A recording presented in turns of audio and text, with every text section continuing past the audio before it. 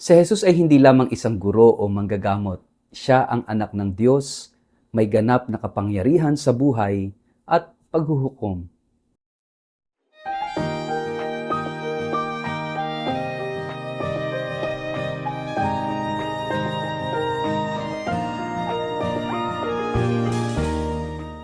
Ang mabuting balita ng Panginoon ayon kay San Juan.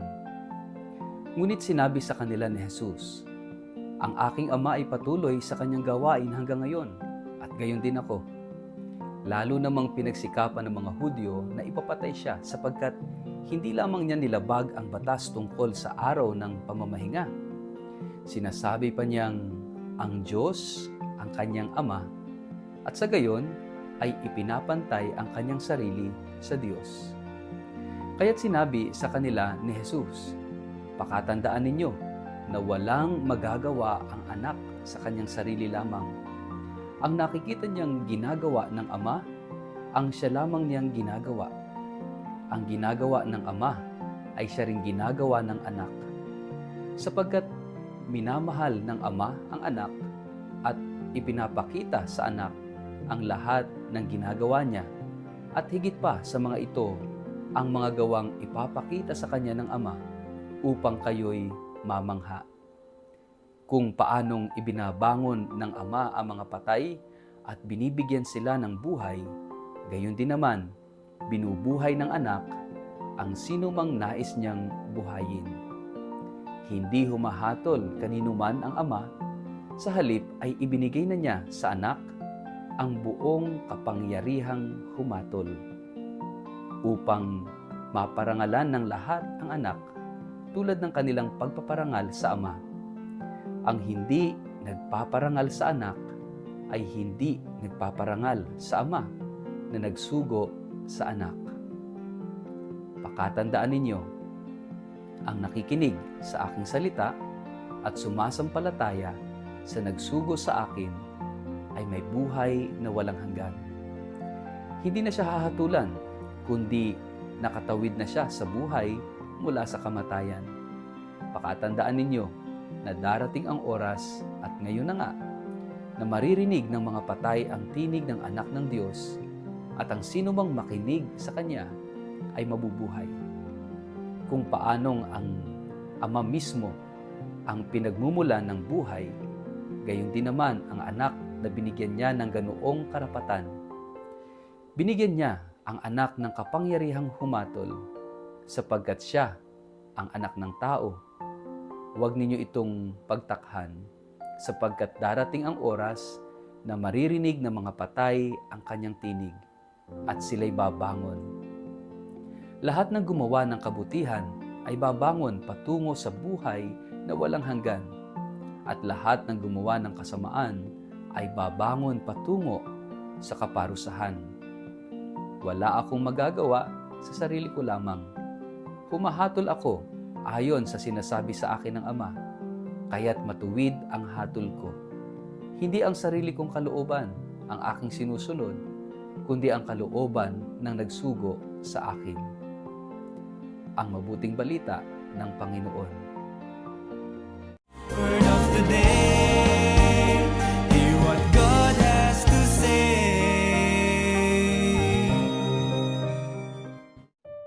Mapagpalang araw po sa inyong lahat. Kumusta po kayo? Ang atin pong word of the day ay authority. May kapangyarihan, at yan ay si Jesus. Narinig po natin sa iba't ibang mga bahagi ng Ebanghelyo, hindi lang po yung mga pangaral ni Jesus, kundi pati yung kanyang ginagawa. Yung mga tao, iba, ang dating ni Jesus. Dahil yung salita ni Jesus ay may kapangyarihan, may authority. Dahil yung salita ni Jesus, yun din yung gawa niya. Kapag sinasabi niya sa bingi, makarinig, nakakarinig. Sa mga pilay at lumpo na lumakad, sila'y nakalalakad. Sa mga bulag, makakita at sila'y nakakakita. Maging sa mga masasamang espiritu, pag sinabi ni Jesus, lumayas ka, lalayas yung masamang espiritu. the words of Jesus was so powerful and authoritative. Kaya ang tanong ng mga tao, sino ba itong si Jesus na ito? At maraming nahirapang maniwala sa Kanya. Kaya nga, ito yung tanong ng mga tao. Sino ba talaga si Jesus? At si Jesus mismo ang nagpapakilala ng Kanyang sarili na tinawag niya ang Diyos na Ama at siya anak. Kaya nga yung mga Hudyo, hindi matanggap. They are divided of this because inililevel na Jesus yung Kanyang sarili sa Diyos, sa Ama. By the fact that He called God as a Father, therefore He is the Son. And He is equivalent to a God. Kaya nga 'di ba, hindi rin niya matanggap ng ilang mga sekta ng so-called Christianity. No? Ngayon sa panahon natin, hindi nila matanggap na si Jesus ay Diyos, pero si Jesus mismo ang nagki-claim that He is the Son of God. At hindi ito isang representation lang, o hindi ito isang literary genre, hindi ito isang pagkukunwari lang. Jesus Himself proclaimed that He is the Son of God, that He is God. Kaya nga, sinasabi rito na ang sumampalataya kay Jesus ay sumasampalataya rin sa nagsugo sa Kanya. Ang tumanggap kay Jesus ay tumatanggap din sa Ama na nagsugo sa Kanya.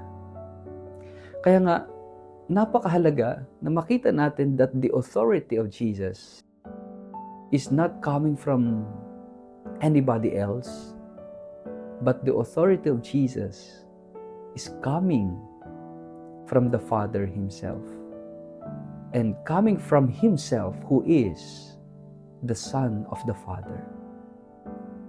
Kaya nga sinasabi ng Panginoon na ang lahat ng ginagawa Niya ay kung ano ang ipinagagawa sa Kanya ng Ama. Lahat ng itinuturo Niya ay kung ano ang gustong sabihin ng Ama. Makita natin dito yung napakalalim na ugnayan ni Jesus sa Ama. At makikita natin that even the power to judge, yung paghusga, yung paghukom, ay nasa kapangyarihan ni Jesus na ibinigay sa Kanya ng Ama. Ano yung implication nito sa atin mga kapatid sa panahon natin bilang mga Kristiyano? Kung yung kapangyarihan ni Jesus, yung authority ni Jesus ay galing sa Diyos na Kanyang Ama at Siya mismo ang anak at Siya rin ay Diyos, then if this authority is authentic, galing sa Diyos, galing sa Ama, at si Jesus ang anak ng Ama, then ang response, ang tugon sana natin is a complete trust, 100% na pananampalataya, pagtitiwala, pag-asa kay Jesus. But let us check the reality sa buhay natin. Do we really trust God? Do we really trust Jesus completely? Baka nga mas nagtitiwala pa tayo sa ating sarili kaysa kay Jesus. Kung babalikan natin yung mga healing miracles ng Panginoon, yung mga himala ay naganap, nangyari sa buhay ng mga taong sumasampalataya kay Jesus. Nagtataya at nagtitiwala kay Jesus. And I think this is also the same that we need to do in our life.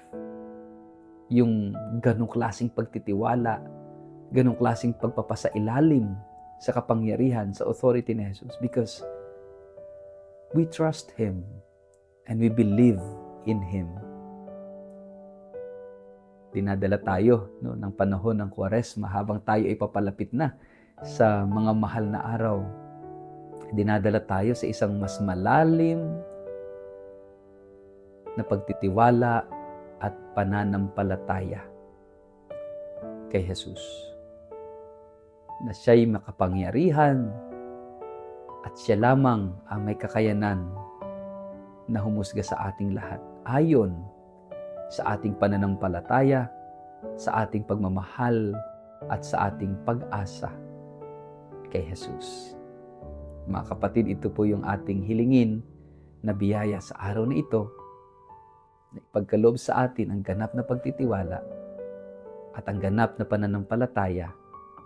Ipailalim at ilagay natin ang ating sarili sa ilalim ng kapangyarihan ni Jesus.